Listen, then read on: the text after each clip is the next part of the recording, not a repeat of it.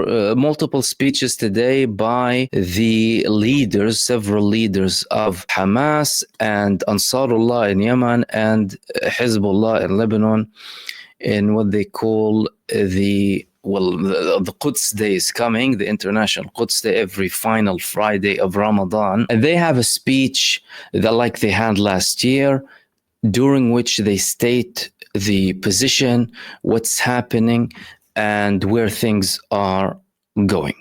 So the leader of Hamas, or one of the leading figures of Hamas, Khalil al-Hayya, he had a statement alongside with Abdul Malik al-Houthi and Naim Qasim, talking about the resistance, what's happening now, and where things are going. In relation to the leading figure in Hamas, Khalil al-Hayya, he said that the Palestinian resistance is going ahead with any sort of prospect of negotiations, any prospect of a ceasefire, and going ahead with it, and that they committed to the deal that was agreed upon by Israel, Hamas, the United States, Qatar, and Egypt, to the last line. They were adhering to that agreement, and it was Israel who breached that agreement.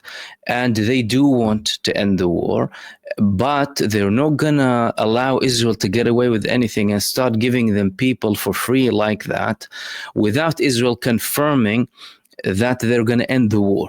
That's the main obstacle that Israel is sticking to now, backed by the United States, that no, Hamas now needs to disarm before any declaration of the ending of the war.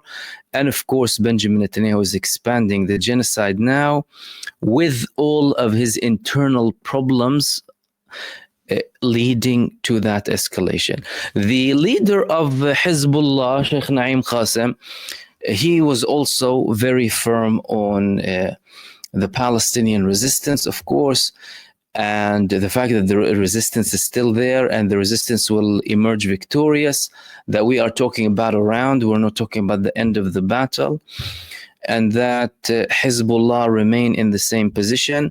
And one of the most important things that he mentioned was that Israel actually has many plans, not only against the Palestinians, but also against the Lebanese, the Syrians, and countries that have peace treaties with Israel, like Egypt and Jordan too.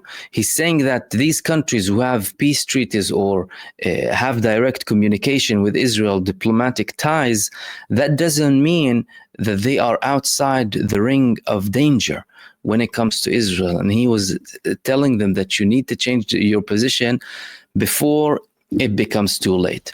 The leader of Ansarullah, Abdul Malik al-Houthi, again stated that the Ansarullah will be continuing to support the Palestinian resistance and no force whatsoever will be stopping them.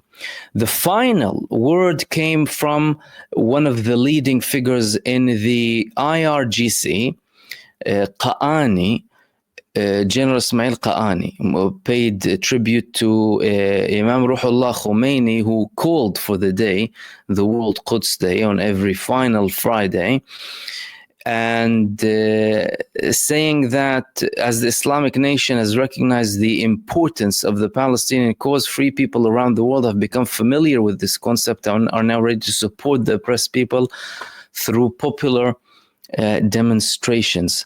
And he said that the path will continue until the final victory, and he stressed that Iran's steadfastness and perseverance will continue until the ultimate goal of liberating Jerusalem is achieved. So again, a very harmonious tone from all of the resistance fronts or leading figures in the resistance fronts. There were also speeches coming from the heads of the PIJ, the PFLP, and I think one more movement, again stressing that they will be continuing until the liberation. That is on the Quds Day front. Moving on to the following thing from that. There were attacks being conducted by the United States in Yemen. And in Yemen, you see the people, they're really not fazed by these attacks. And there was a video published by one guy who has a shop in Yemen, was sitting in this shop with his son when there was an intense bombardment in Sada. And these were the responses of this man and his son. Have a look at this.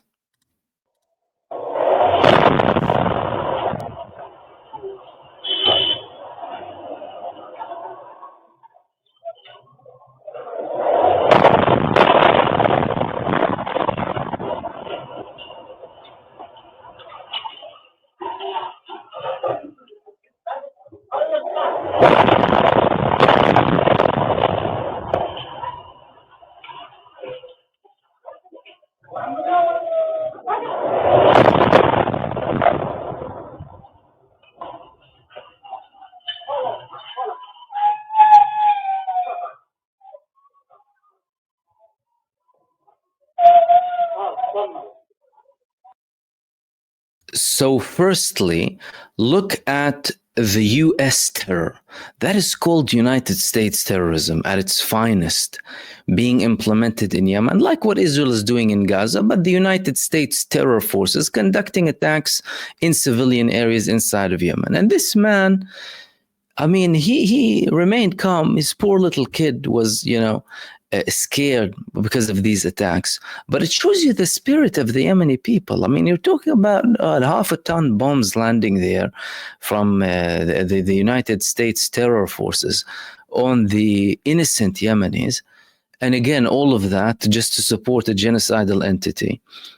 Both the US and the UK leading the genocide cartel to support a country committing massacres against innocent civilians, butchering children every single day. And that's what they're doing in Yemen, but that's the Yemeni spirit, that's the Yemeni response. And there were also events in Yemen taking place for Palestine, for the support of Palestine, and these were attended by global leaders. One of them was the grandson of Nelson Mandela. And here's what he had to say in one of these events. Free Palestine! From the river to the sea! Palestine will be free! Viva Hamas, viva! Viva Hezbollah, viva! Viva Ansarullah, viva! Long live the undying spirit of the Yemeni people, long live! Long live the undying spirit of the Yemeni people, long live!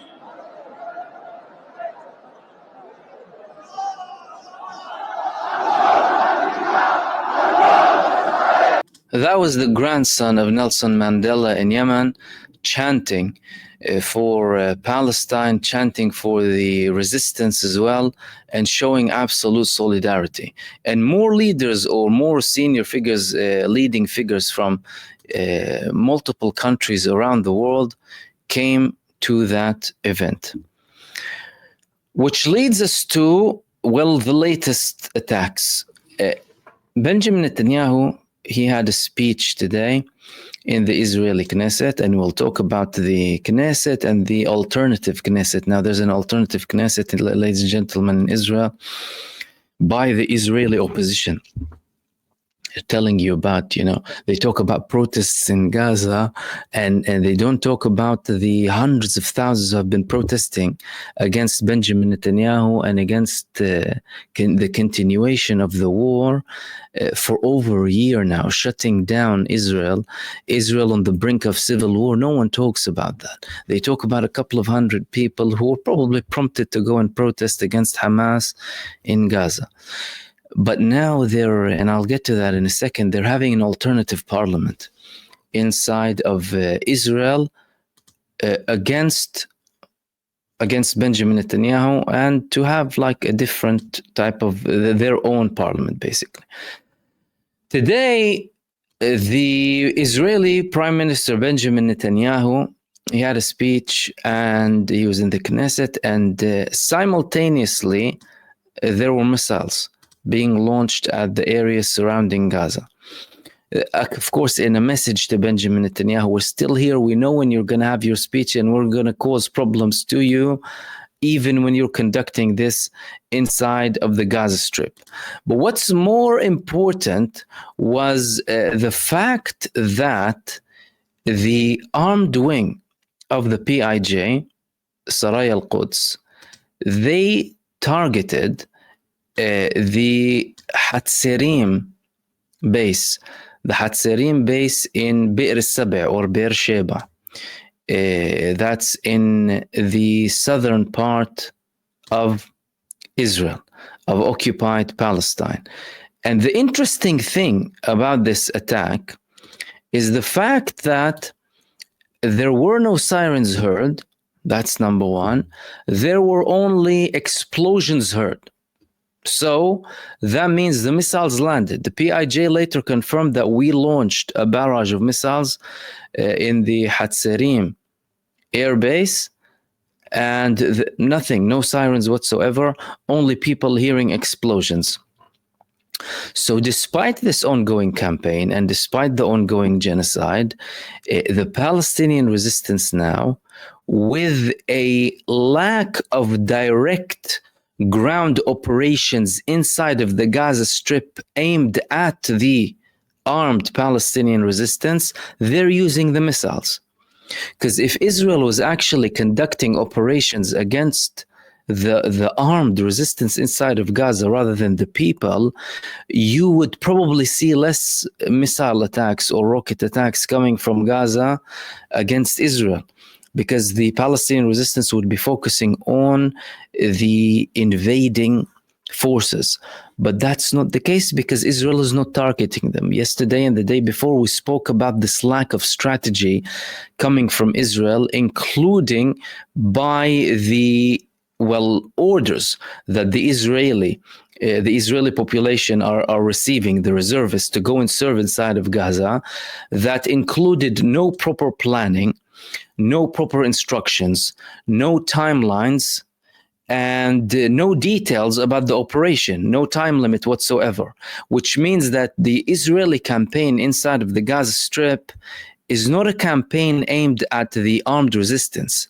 It's a campaign aimed at the Palestinian people, to apply more pressure on the Palestinian people and to use that pressure as leverage against the Palestinian resistance.